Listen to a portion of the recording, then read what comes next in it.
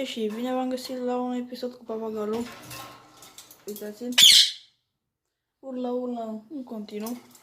Și a cam terminat mâncarea, deci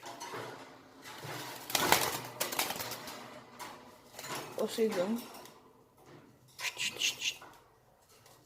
Stai cu minte. Gata, asta e destul de cu minte. Am mai lăsat, după cum vedeți și voi, puțin mei. În rest, uite aici un foc să-i dau. În rest am mâncat totul. Și mai punem niște semințe preferate de lui.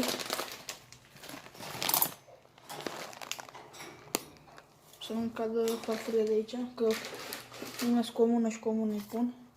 Așa. Îi pun alte semințe.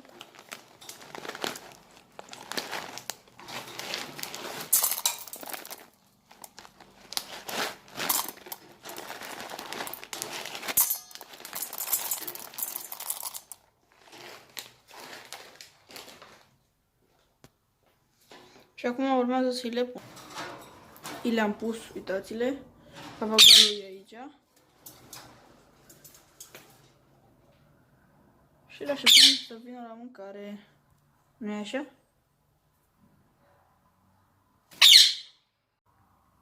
S-a dus să mănânce fix acum.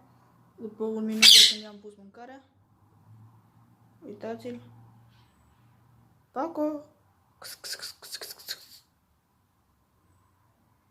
Ce ai pățit? Ha?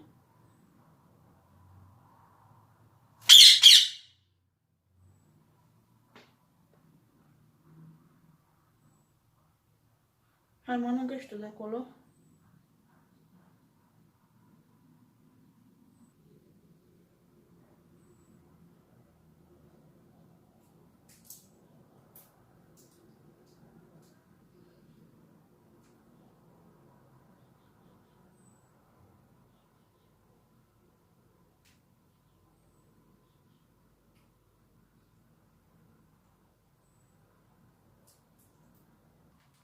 S-a dus să mănânce.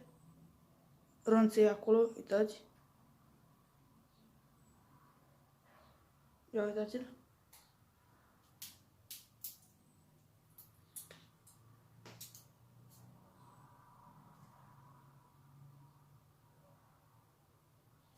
Așa, bravo!